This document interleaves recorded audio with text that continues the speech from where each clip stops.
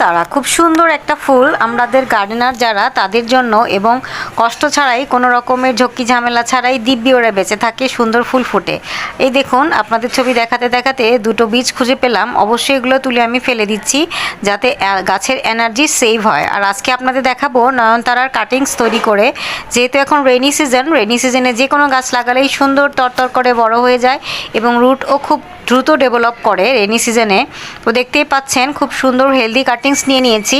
বড় বড় ডাল ছিল তাই মাঝখানে আরও একটা কাট দিয়ে দিলাম, মানে সবগুলো ডাবল ডাবল হয়ে গেল।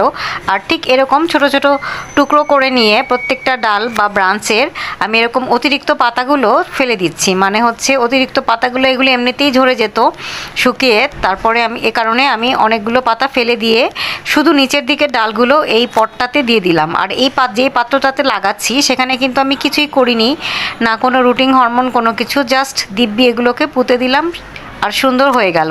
আর এই যে আমার সুন্দর এই পাতাবাহার গাছটা আপনারা অবশ্যই কমেন্টে জানাবেন যারা যারা এই গাছটা চিনেন যে এটার কী নাম।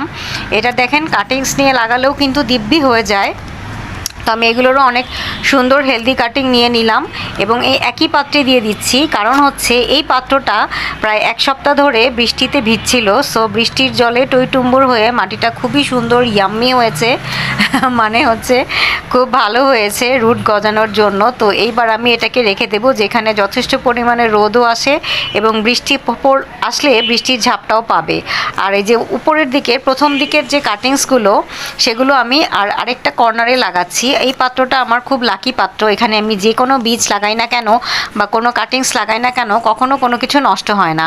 আমি জানি না কেন খুবই আশ্চর্যজনকভাবে ঠিক এই পাশের এই কর্নারের পাত্রটা দারুণ সুন্দর কাজ করে আমার যে কোনো গাছ নতুন করে রোপণের ক্ষেত্রে। তো দেখেন আরও সুন্দর একটা হেলদি একটা কাটিংস নিয়ে নিলাম, নিয়ে আমি এই যেভাবে পাতাগুলো ফেলে দিচ্ছি, অতিরিক্ত ফুল এবং বীজ থাকলে সেটাও ফেলে দিচ্ছি, এরকম আরও একটা নিয়ে নিলাম। অবশ্যই এটা বড় দেখে দুটা কাটিংস করে নিলাম, পাতাগুলো ফেলে দিলাম, উপরের দিক থেকে ফুল ফেলে দিলাম যাতে এনার্জি সেভ হয় এবং রুটসটা খুব সহজে ডেভেলপ করতে পারে।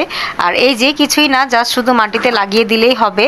আর লাগিয়ে দেওয়ার পরে যেহেতু এখন রেইনি সিজন বর্ষাকাল, অবশ্যই ফাঙ্গাল ইনফেকশন থেকে বাঁচানোর জন্য আমি দিয়ে দিচ্ছি হলুদের গুঁড়া। আমরা রান্নায় যে হলুদ ব্যবহার করি ঠিক সেই হলুদের গুঁড়ো দিয়ে দিলেই হবে, ব্যাস আর কিছু নাই। এখন শুধু অপেক্ষার পালা, সুন্দর গাছপালাগুলো রুটস ডেভেলপ করবে এবং এভাবে অনেকগুলো নয়নতারা আমি পাবো এই ডালগুলো থেকে। তো দেখেন একটা গাছ থাকলেই সেটার ডালগুলো এভাবে কাটিংস করে দিয়ে আমি অনেকগুলো গাছ এই রেনি সিজনে বানাতে পারছি।